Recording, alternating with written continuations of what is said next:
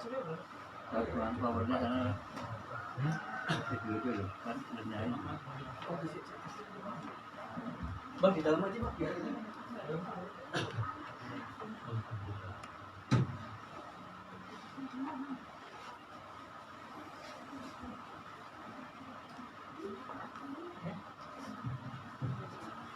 Bismillahirrahmanirrahim. Assalamualaikum warahmatullahi wabarakatuh. Waalaikumsalam warahmatullahi wabarakatuh.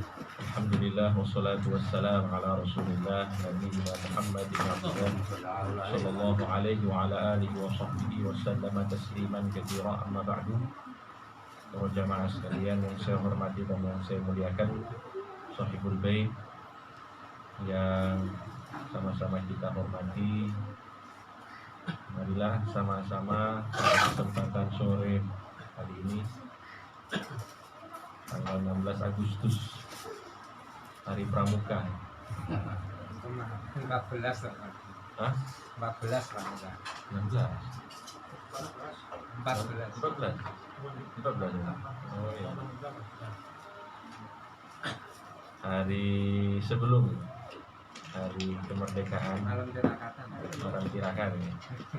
Marilah sama-sama kita mulai majlis roha pada kesempatan ini dengan sama-sama membaca surat Al-Fatihah,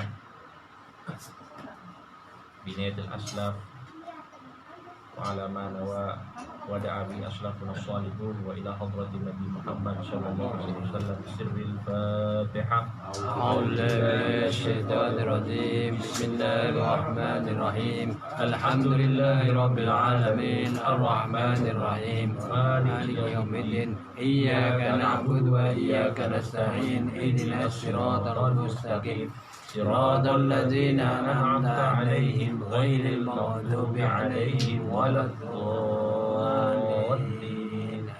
Amin.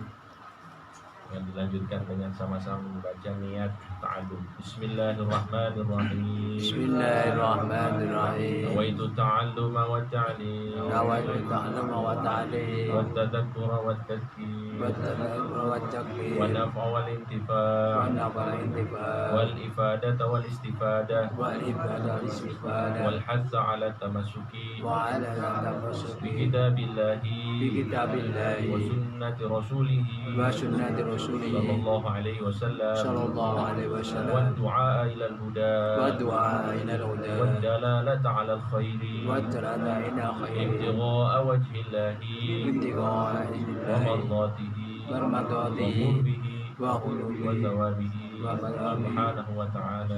wa ta'ala. Baik jemaah sekalian yang dirahmati Allah, kita sudah sampai ke pembahasan tentang kitab-kitab yang dianjurkan bagi setiap kaum muslimin, khususnya bagi ahlu sunnah wal jamaah yang sama-sama ingin meraih ilmu yang diwariskan oleh para ulama. Kita sudah sebutkan beberapa kitab diantaranya, yaitu yang berkaitan dengan kitab tafsir. Ada tafsir Tabari, tafsir Baghawi. Kemudian juga kita sudah membahas tentang kitab-kitab hadis seperti hadis Bukhari, hadis Muslim, kemudian Tirmidzi, Ibnu Majah, dan Abu Dawud, dan masih banyak kitab-kitab yang lain sudah kita bahas. Begitu juga dengan kitab-kitab tasawuf yang sudah kita bahas, ya, termasuk kitabnya Al-Imam Hujjatul Islam Al-Imam Al-Ghazali, kitab Ihya Ulumuddin. Begitu juga dengan kitab-kitab beliau yang lainnya, Bidayatul Hidayah, kemudian Minhajul Abidin. Begitu juga di sini ditulis ada kitab karangannya Imam Ibnu Arabi, Abu Bakar bin Arabi, Risalatul Quds fi Munasahati Nafs. Itu juga termasuk kitab yang dianjurkan untuk kita itu ngaji kitab tersebut bagi yang ingin mendalami ilmu tasawuf. Begitu juga dengan kitab Futhul Qulub karangan Imam Abu Thalib Al-Makki. Ini kitab juga termasuk kitab referensi untuk kajian ilmu tasawuf. Begitu juga dengan kitab-kitabnya Al-Habib Abdullah bin Al-Haddad, yang mana beliau itu memang konsen di dalam permasalahan ilmu tasawuf, yang mana tasawuf yang diajarkan oleh para ulama-ulama kita ini adalah tasawuf yang netral, bukan tasawuf ekstrim. Karena segala sesuatu itu ternyata kita menemukan ada yang netral, ada yang ekstrim. Apapun itu, apalagi dalam masalah pemikiran, ada yang ekstrim, ada yang netral. Maka kitab-kitabnya para ulama-ulama kita ini bisa dikatakan adalah kitab-kitab netral. Netralnya itu dari mana? Yaitu menggabungkan antara syariat dengan hakikat. Menggabungkan antara syariat dan hakikat. Yang mana ada dari kelompok-kelompok kaum muslimin yang cenderung kepada yang satu kemudian meninggalkan yang lain. Ada yang terlalu syariat, hakikatnya dilupakan. Ada yang terlalu hakikat, syariatnya ditinggalkan. Maka kita tetap berpedoman sebagaimana apa yang dikatakan oleh Al-Imam Malik, yang dinukil oleh Al-Imam Ibnu Ajibah di dalam kitabnya Iqadul Himam, man tasawwafa walam yatafaqqah tazandaqah. Barang siapa yang bertasawuf, mengkaji ilmu tasawuf, mencari mursyid, menjalankan suluk di hadapan mursyidnya, tapi dia tidak belajar fikih, dia tidak belajar syariat, tazandaqah, maka muaranya dia akan sesat. Waman tafaqqaha, dan barang siapa yang belajar syariat, ilmunya masya Allah luar biasa, ilmu syariatnya semuanya dia kuasai.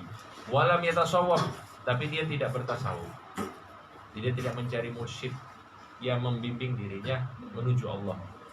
Tafassaqah, akhirnya dia akan menjadi fasik. Apa itu fasik? Tahu benar, tahu salah, tapi yang benar tidak dilakukan, yang salah dilakukan. Itu fasik. Artinya tidak mengamalkan ilmunya, karena batinnya itu tidak bersih. Padahal yang menggerakkan kita bisa mengamalkan ilmu itu ialah batin yang bersih. Qad aflaha man zakkaha wa qad khaba man dassaha. Beruntung orang-orang yang membersihkan batinnya. Siapa yang dibersihkan batinnya? Oleh Allah. Yaitu mereka yang menjalankan suluk, yang bertirakat, yang mujahadah, yang riyadhah. Jadi orang yang bersyariat tapi tidak berhakikat, tidak bertasawuf, maka akhirnya dia akan menjadi fasik. Ilmunya hanya menjadi sekedar pengetahuan, tidak membuat dia itu sadar akan dirinya, sehingga mudah melakukan dosa. Kenapa? Karena batinnya tidak bersih. Wa man tasawwafa, sebaliknya, dan ini yang benar, man tasawwafa, barang siapa yang bertasawuf, wa tafaqqaha, kemudian dia bersyariat. Jadi syariat sama tasawufnya digabungkan. Faqad tahaqqaqa. Inilah yang akan sampai kepada hakikat. Jadi hakikat itu ialah menggabungkan dua pilar ini, syariat sama hakikat sama tasawuf. Jadi itu yang dicetuskan oleh para ulama, khususnya ulama-ulama tasawuf, yang dimulai oleh Al-Imam Al-Junaid Al-Baghdadi, kemudian dilanjutkan oleh Al-Imam Al-Ghazali, kemudian dilanjutkan oleh Al-Imam Abdul Qadir Al-Jilani, dan seterusnya dan seterusnya. Nah, sekarang kita akan bahas kitab-kitab fikih yang dianjurkan bagi kita agar kita turut mengkajinya di dalam kehidupan kita. Yang pertama, kitab Al-Muhadzab lil Imam Asy-Syirazi. Yang pertama. Ini kitabnya kitab-kitab mantap ini. Kita kelas-kelasnya Safinatun Najah ini. Al-Muhadzab ini sudah tinggi. Yang kedua, Minhajut Talibin. Minhajut Talibin ini biasanya kalau orang yang mau ngaji madhab Syafi'i, matan-matannya itu ujungnya itu akan sampai kepada Minhaj Talibin. Imam An-Nawawi inilah pengarang dari kitab Minhajut Talibin. Dan di dalam kitab Minhaj At-Talibin ini ada kesimpulan-kesimpulan hukum dalam madhab Syafi'i. pendapat-pendapat di dalam madhab yang bisa dijadikan rujukan itu di dalam kitab Minhaj At-Talibin. Saya pribadi belum baca. Saya baru baca satu bab saja sama guru saya, Kitab Usul.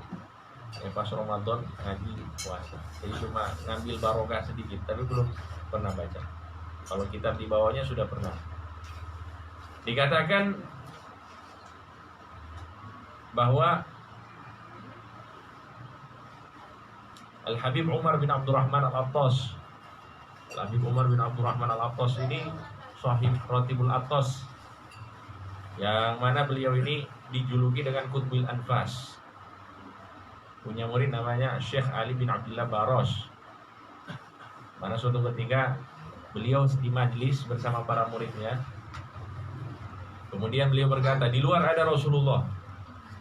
Ini Syekh Umar, Al-Habib Umar bin Abdurrahman Al-Attas. Di luar ada Rasulullah. Semua muridnya lari keluar, kecuali muridnya Ali bin Abdullah Baros. Ditanya muridnya, kenapa kamu tidak ikut keluar bersama teman-teman berjumpa dengan Rasulullah? Lihat Rasulullah. Muridnya langsung balas, wahai guru, saya tahu bahwa Rasulullah itu datang di sini untuk menjumpaimu.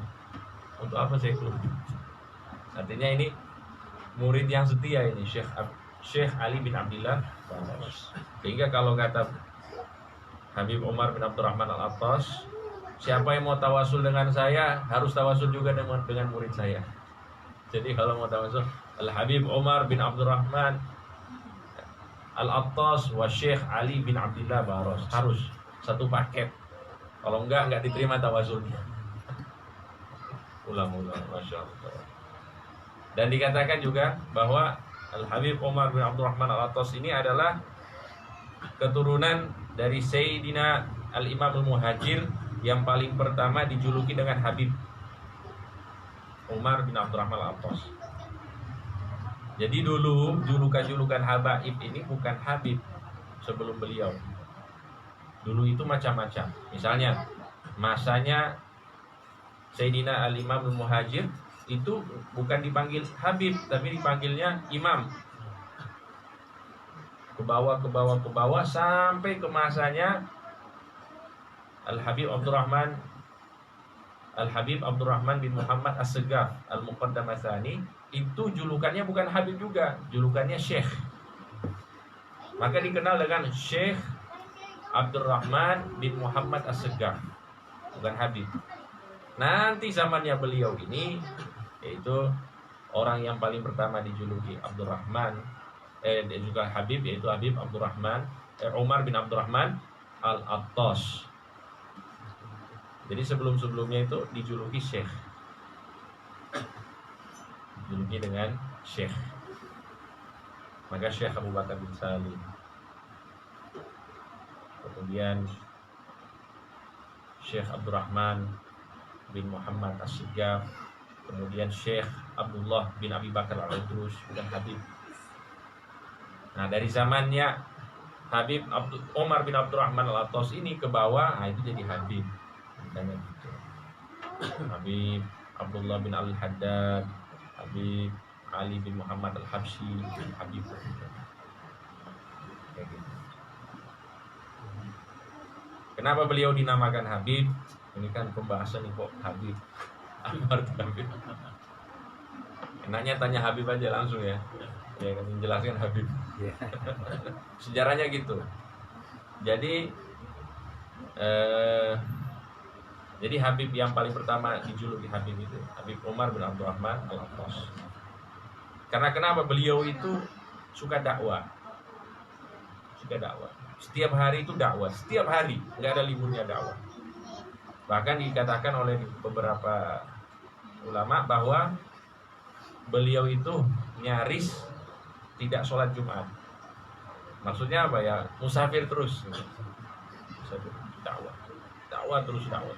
Sehingga asbaha habiban, mahbuban indan nas, dicintai oleh orang-orang. Maka itu dijuluki dengan Habib. Habib itu orang yang dicintai.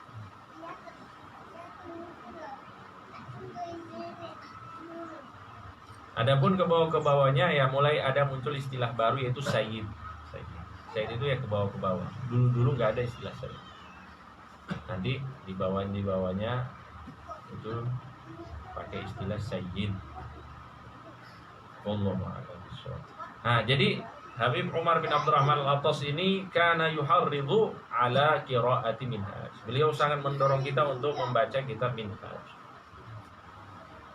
Seraya berkata, Innan Nawawiyah, sesungguhnya Imam Nawawi domina, menjamin bil futuh, dengan futuh, dibuka mata batinnya, dibuka pikirannya, dibuka hatinya oleh Allah Subhanahu wa taala, liman qara'a fihi, barang siapa yang membacanya akan diberikan pemahaman oleh Allah Subhanahu wa taala. Yang jamin katanya Imam Nawawi. Dan Imam Nawawi ini jamaah sekalian wali ya. Bukan cuma ahli fikih sebagaimana kita katakan, ini wali. Dari kecil sudah jadi wali beliau. Saat malam kemuliaan atau yang kita kenal dengan Lailatul Qadar, satu keluarga itu tidak melihat apa yang dilihat oleh Imam Nawawi. Imam Nawawi melihat cahaya di sekelilingnya. Dia berkata kepada bapaknya, ibunya, saya lihat sesuatu malam ini bapak, ibu. Tapi keluarganya tidak melihat. Karena beliau adalah wali min auliya ilai sholih. Bahkan dikatakan kutub beliau. Termasuk kutub zamani Imam Nawawi. Nah, ayo. Kutub zamani. Kalau bahasa Arabnya kutub. Kalau bahasa Indonesia kutub, wali kutub ya. Wali kutub. Imam Nawawi. Bahkan untuk itu para ulama berkata kalau kalian punya masalah tawasul dengan Imam Nawawi juga. Termasuk karena beliau wali kutub. Baik, nah ini jamaah sekalian yang dirahmati Allah Subhanahu wa taala.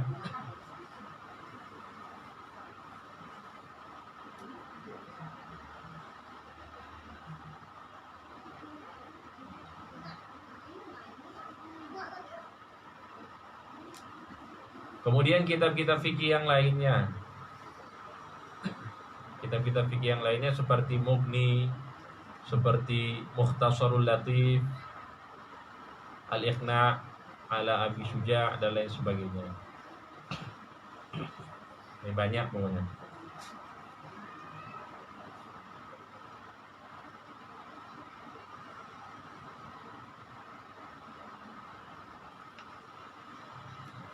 Dikatakan oleh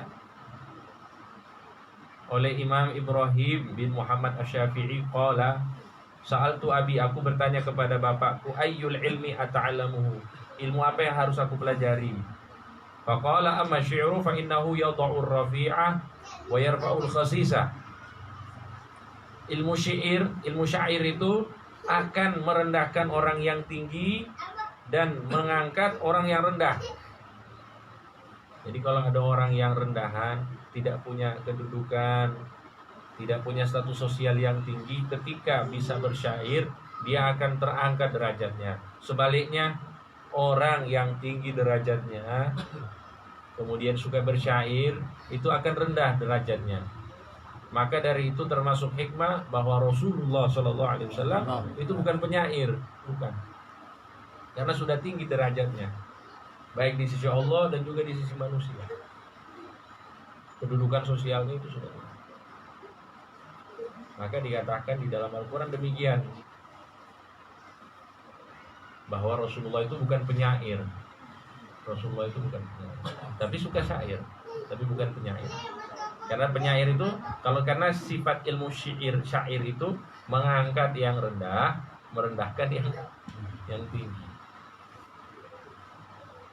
Wa amman nahwu fa idza balagha sahibuhul ghayata fihi sara mu'addiban.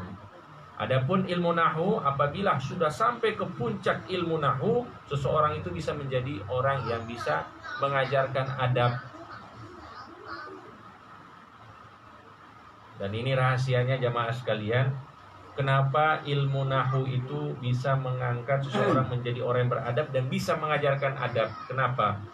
Karena ilmu nahwu ini adalah ilmu bahasa Arab. Dan ilmu bahasa Arab itu adalah ilmu yang berangkat dari Al-Quran. Untuk itu Imam Syafi'i berkata, man ta'allamal lughah, barang siapa yang mempelajari bahasa Arab, raqqa qalbuhu, hatinya akan lembut. Ini termasuk faedah secara ruh. Kalau faedah secara ilmu, Masya Allah orang bisa baca kitab dan lain sebagainya. Tapi kalau dia dalami ilmu nahu dengan baik, raqqa qalbuhu, hatinya akan lembut.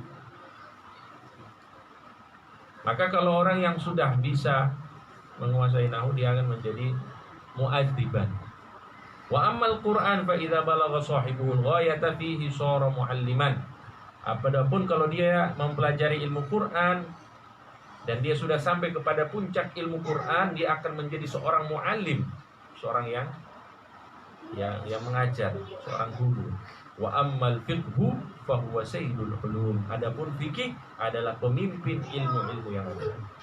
Kenapa? Karena fikih adalah ilmu yang mengajarkan syariatnya Allah Subhanahu wa taala. Jamaah sekalian yang dirahmati Allah. Kemudian kitab-kitab yang lainnya, ya banyaklah. Kalau disebutkan ini banyak sekali.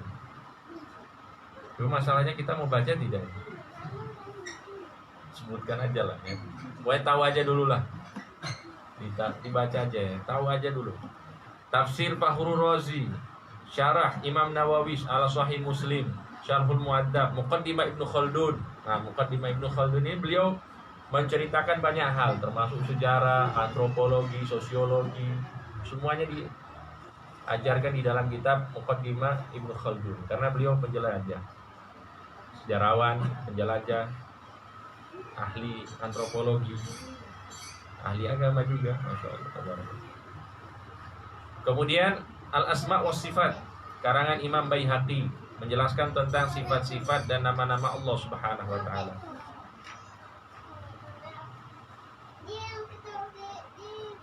Kemudian Zadul Ma'ad, pernah dengar ya kitabnya? Zadul Ma'ad, karangan Imam Ibnul Qayyim Al-Jauziyah. Kitab Zadul Ma'ad ini ada 4 jilid. Ya, 4 jilid besar, kitab besar. Beliau membahas banyak hal di sana. Bagian akhir dari pembahasan kitabnya ini tentang pengobatan Nabi. Jadi obat-obatan, ajar, Masya Allah. Tumbuhan ini bisa menyembuhkan ini, tumbuhan ini, Masya Allah. Itu karangannya Imam Ibnul Qayyim Al-Jauziyah. Diriwayatkan bahwa beliau mengarang kitab ini di atas unta. Perjalanan dari Syam menuju Madinah tanpa internet. Nulis di atas unta itu nggak tenang, jamaah sekalian. Unta itu jalannya nggak lurus, goyang-goyang gini. Saya pernah naik unta soalnya, jalannya gini, goyang-goyang. Bayangkan nulis 4 jilid, nggak pakai referensi. Kita itu kalau nulis sesuatu, filenya hilang, galau gitu. Ini mau nulis lagi gimana? Nggak tahu nulis lagi dia. Tapi beliau Masya Allah, ulama-ulama kita dulu itu luar biasa. Maka tidak ada yang bisa menandingi mereka. Hanya bisa ngikut aja. Derek mawon. Nggih. Derek mawon.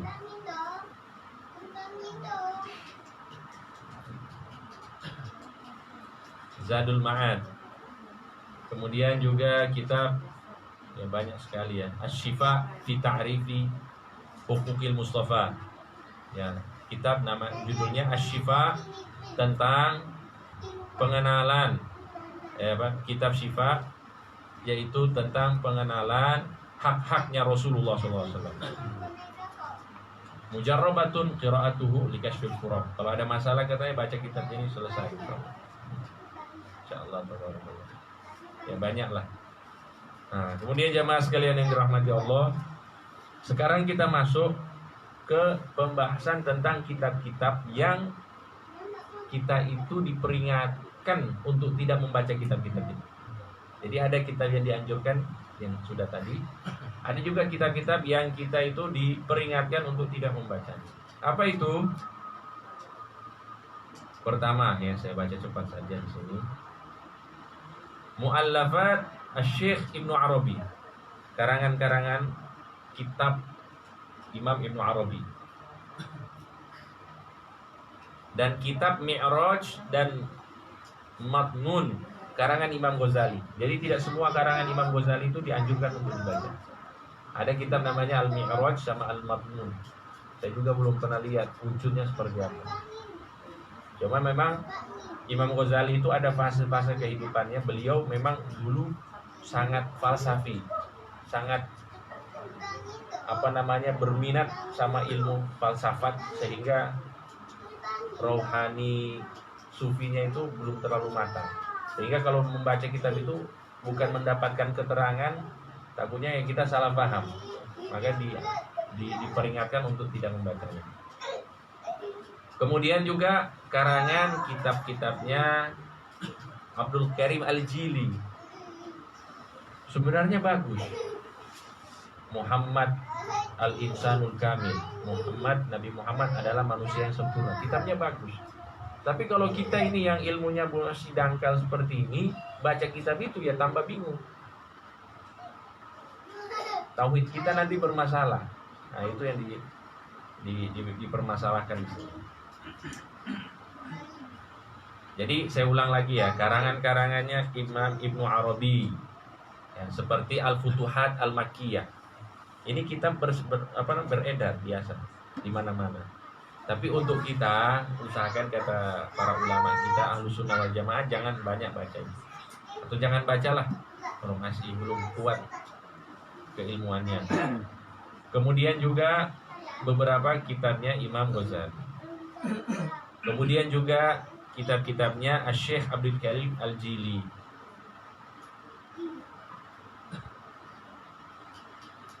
Nah, kemudian juga di sini Al-Habib Abdullah bin Al-Haddad berkata, la yanbaghi. Nah, ini ingat ini. Tidak sepantasnya li talib, bagi para santri, an yabtadi'a, memulai bimutola'ati kutubi Syadiliyah, membaca kitab-kitab Thariqah Syadiliyah. Baru mulai ngaji langsung baca kitab-kitab Thariqah Syadiliyah. Hatta yutali'a awalan ghairaha qabla an yuhkimah wa yuhkimah. Jadi sebelum baca kitab-kitab Thariqah Syadiliyah, usahakan menguasai kitab-kitab yang lain dulu, kitab-kitab tasawuf yang istilahnya masih level yang bisa dipahami oleh kalangan awam. Kakutubil Imam Al-Ghazali, seperti kitab-kitabnya Imam Ghazali. Kitab Imam Ghazali ini siapapun bisa paham, insya Allah bisa paham. Karena apa? Karena ya menjelaskan sesuatu dengan contoh-contoh yang jelas. Jadi misalnya membahas tentang riya, ya jelas, oh riya ini tanda-tandanya ini. Obatnya riya ini, jelas. Nah, seperti itu. Tsumma yutali'u ba'da dzalika kutub Syadiliyah liyastafid. Kalau dia sudah selesai baca kitab-kitab tasawuf Imam Ghazali, setelah itu baca kitab Syadiliyah. Ya, saya ulang lagi ya. Kalau ingin belajar tasawuf, dimulai dulu dengan kitab-kitab Imam Ghazali. Bidayatul Hidayah, Ihya Ulumuddin. Kuasai aja dulu. Ayuhal Walad, ya, baru Minhajul Abidin. Masih banyak sekali. Fa ini betada abiha awalan, kata Habib Abdullah Al-Haddad. Kalau misalnya ada orang yang ngaji langsung mulai kitab-kitabnya Thariqah Syadiliyah, roja'a yahtajju bil aqdam. Ini tidak menyalahkan Thariqah, bukan. Tapi kalau para pemula langsung belajar Syadiliyah, dia akan berhujjah dengan takbir. Wa baqiya kalahmin ala wadh. Maksudnya gini, Thariqah Syadiliyah itu kan seperti kitab Al-Hikam. Kitab Al-Hikam itu untuk pemula jangan dulu. Kalau belum menguasai kitab-kitab ya Ghazali lah, kita katakan Ihya Ulumuddin dan lain sebagainya, langsung ke Al-Hikam, itu kamu kenapa maksiat? Ya ini sudah takdirnya Allah. Itu nanti akan sampai ke situ maksudnya Habib Abdullah Al-Haddad. Kamu kok sholatnya malas, belum diberikan taufik oleh Allah. Wah, ini kan yahtajju bil aqdar. Jadi akan mempermasalahkan takdir. Itu takutnya. maka dianjurkan untuk mengkaji kitab-kitab Imam Ghazali terlebih dahulu.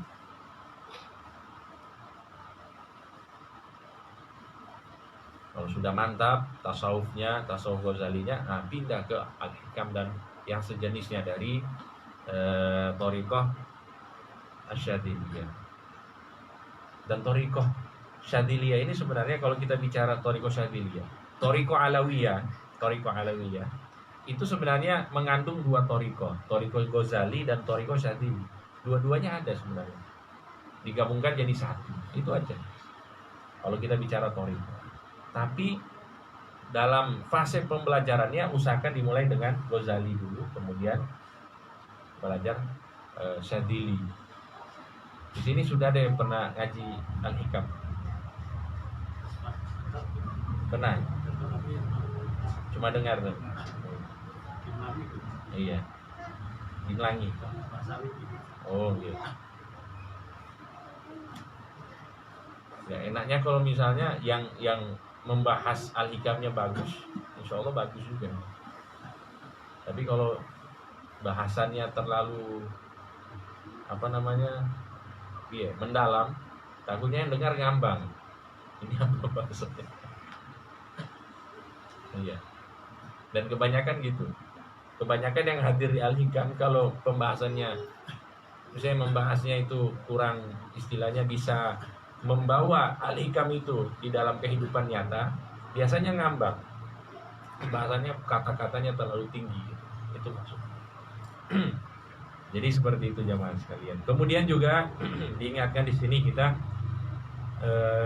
menghindari ilmu-ilmu khilaf ulama. Ilmu khilaf ulama itu juga banyak sekali. Ilmu-ilmu tentang khilaf para ulama. Menurut imam ini, pusing nanti. Akhirnya nggak ngamal gitu. Kebanyakan itu. Itu berikan sama yang ahlinya saja. Kita ya sudah, yang penting kita sudah ada mazhab, ya kita amalkan saja mazhab kita itu. Cacat tata cara sholat, wudu yang benar seperti apa.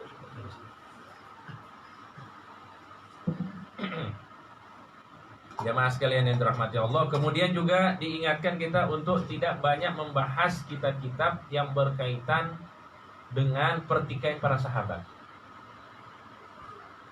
Tidak membahas tentang pertikaian para sahabat. Contoh, perang Siffin, perang Jamal yang terjadi.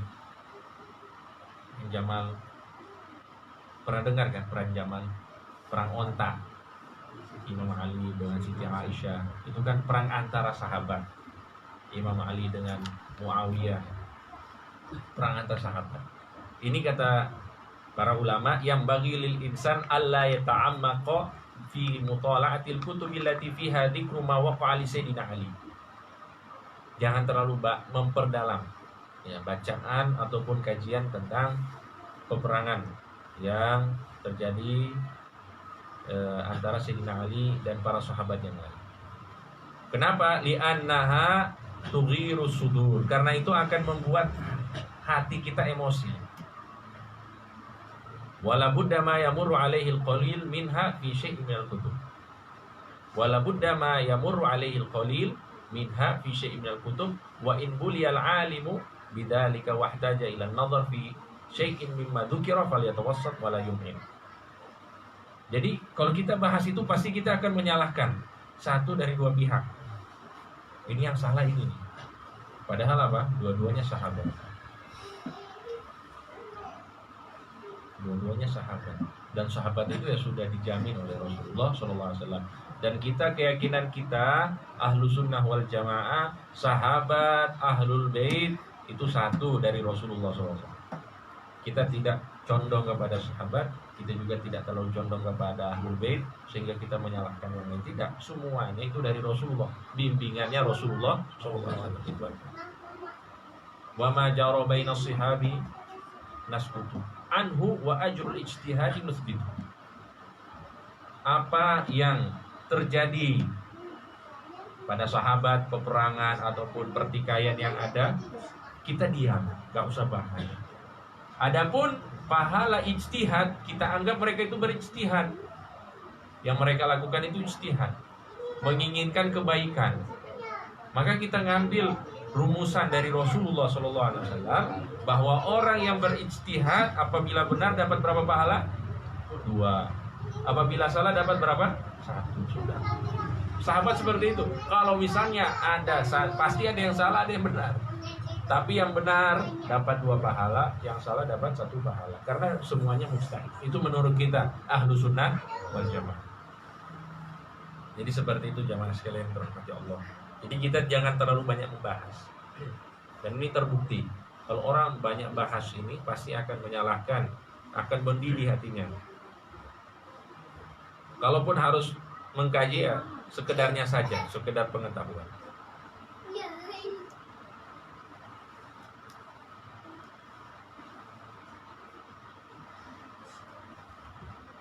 Kemudian juga di sini beliau mengingatkan kita untuk tidak membahas ilmu akidah secara mendalam.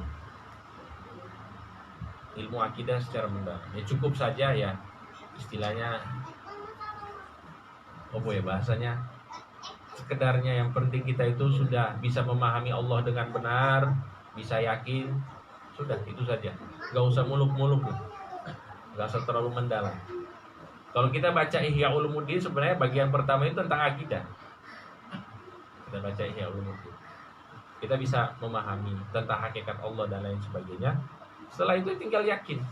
Karena memang pada hakikatnya ilmu akidah itu bukan untuk diperdebatkan, tapi untuk diyakini. Yang terjadi itu banyak perdebatan.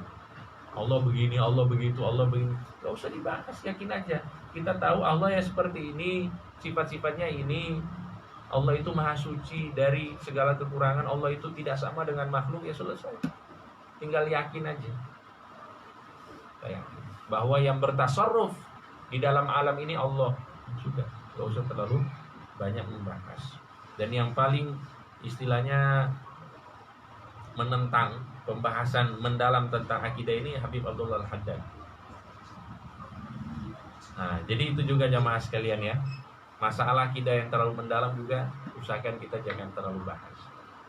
Kemudian juga di sini beliau menyatakan kitab-kitabnya Syekh Ibnu Taimiyah ini juga jangan dibahas. Lahu madhabun tsani, karena dia punya mazhab sendiri. Kenapa? Ini bukan berarti kita ini mentahdir gitu. Jangan baca ini, juga ada alasannya. Ada alasan. Kenapa? Wa qad naqama alaihi salaf li ba'di masaila infarada bi tarjihiha wa afta bima lam yufti bihi salaf. Karena beliau itu banyak sekali permasalahan-permasalahan yang sangat berbeda dengan kesepakatan para ulama. Yang sudah ulama-ulama terdahulu yang sudah sepakat ijma'-ijma'nya itu beliau langgar. Wa rubbama syaddada ba'du ahli al-'ilmi fi dzalika wa man ittala 'ala kutubihi bana lahul khata'u was-shawab. Nah, kalau orang yang membaca kitab-kitabnya pasti akan jelas, oh ini ada benar ada salahnya. Wa hamalal asya' 'ala dhahiriha wa qad nabbaha Syekh Ibnu Hajar Al-Haytami, Syekh Ibnu Hajar Al-Haytami mengingatkan ala syai'in min dzalika wa haddara al-juhal min mutala'ati kutubi. Kayak kita ini orang-orang bodoh ini, masih bodoh, pengetahuan dangkal, jangan berani-berani baca kitabnya. Takutnya terpleset, gitu loh maksudnya. Tapi kita baca ya, kita baca ininya beliau. Habib Zain bin Ibrahim bin Smith memberikan penjelasan biografi Syekh Ibnu Taimiyah. Berkata beliau Al-Allam Al-Hambali, beliau seorang alim besar. Seorang alim besar. Taqiyuddin Ahmad bin Abdul Halim Ibnu Taimiyah. Su'ila an halihi al-Imam al-Kabir Waliyuddin Al-Iraqi fi kitabih Al-Ajwibatil Mardiyah anil As'ilatil Makkiyah.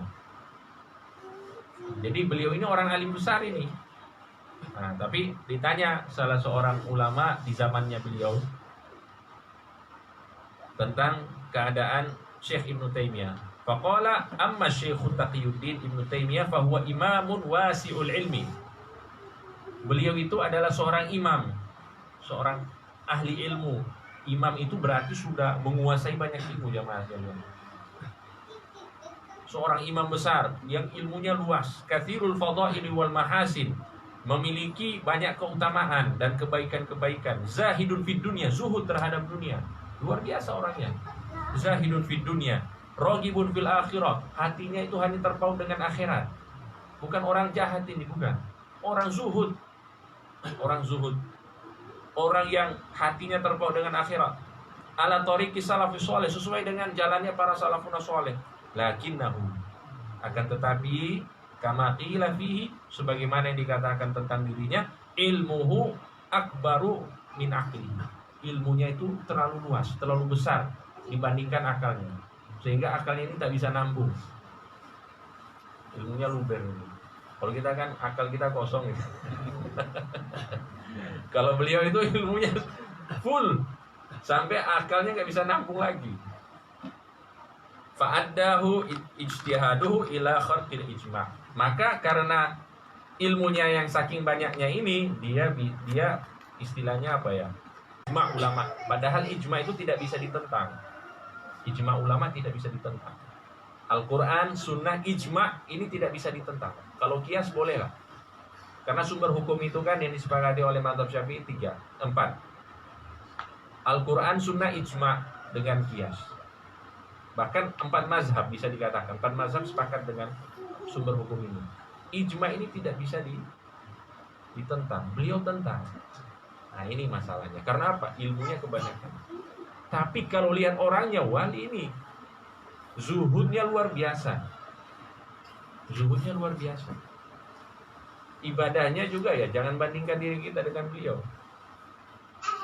Tapi ilmunya kebanyakan. Saking beliau itu, Anda pernah dengar cerita, beliau itu saking semangatnya ngaji, saking semangatnya nyari ilmu, mohon maaf, lagi buang air, lagi BAB, itu nyuruh anaknya untuk baca sesuatu. Jadi nggak mau waktunya sia-sia itu. Kalau kita di WC ngapain? Jangankan di WC, waktu biasa aja kita ngapain? Jauh. Jadi beliau ini, Masya Allah, orang hebat. Tapi itu dikatakan oleh para ulama, ilmuhu akbaru min aqlihi. Ilmunya lebih besar daripada akalnya. Dan dikatakan ada 60 masalah ijma' yang beliau langgar. Ada 60. Kalau saya sebutkan di sini banyak sekali. Di dalam kitabnya ada, ya termasuk di sini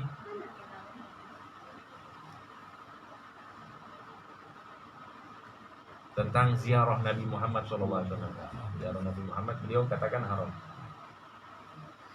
Nah ini termasuk ijma' para ulama ya, bisa-bisa saja ziarah Nabi, tapi nggak boleh.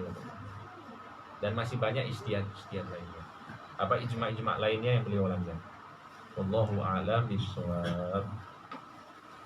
Tapi semuanya para ulama-ulama kita doakan ya, mudah-mudahan kita tetap mendapatkan keberkahan beliau semuanya, kita hormati, kita ta'zim ya, karena kita ini bukan siapa-siapa, hanya pengikut mereka yang banyak dosa, yang kurang ilmu, yang serba kekurangan sekali. Tapi ya kita berharap kepada Allah Subhanahu wa taala, mudah-mudahan kita selalu berada di jalan para ulama kita. Amin ya Allah. Ya jalan Nabi Muhammad SAW. Dan semoga kita selalu diberikan kemudahan untuk selalu ikhlas, untuk selalu istiqomah dalam ajaran Islam hingga kita meninggalkan dunia ini dengan keadaan husnul khatimah. Amin ya rabbal alamin. Mungkin ini saja dulu pembahasan kita pada sore hari ini. Mudah-mudahan manfaat. Dan pekan depan kita akan bahas tentang sifat-sifat ulama akhirat dan sifat-sifat ulama dunia. Ini pembahasan ini penting sekali juga untuk kita bahas. Ini kalau kita bahas hal-hal seperti ini, kita bikin autokritik ya, untuk diri kita, bukan untuk orang lain. Autokritik. Ini kan ceritanya kan kita ini ulama juga, ulama tuh. Jadi orang alim, orang yang belajar, orang ngaji. Jadi kita apakah kita ngaji ini untuk akhirat atau untuk dunia? Nah, supaya kita tahu itu maksudnya. Jadi insya Allah minggu depan bisa jumpa lagi ya. Amin. Dalam sehat walafiat. Amin. Barakatul Nabi wa alin Nabi. Al-Fatihah.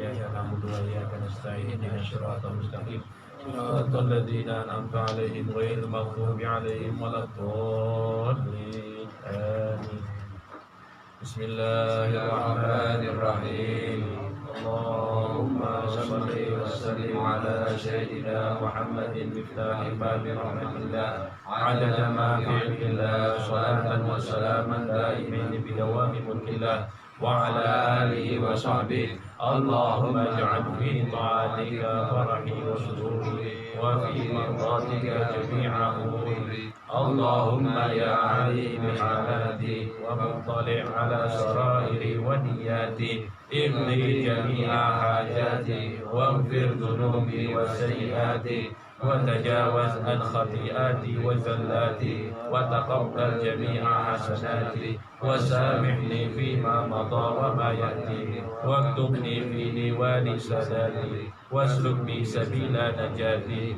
في حياتي ومماتي اللهم إني طامع في عطاك راغب في رضاك مستسلم لقضاك فاكتبني من أولياء واسلك بي سبيل هداك والحقني بأصفياك وصلى الله على سيدنا محمد وعلى آله وصحبه وسلم والحمد لله رب العالمين سبحانك اللهم وبحمدك أشهد أن لا إله إلا أنت أستغفرك وأتوب إليك.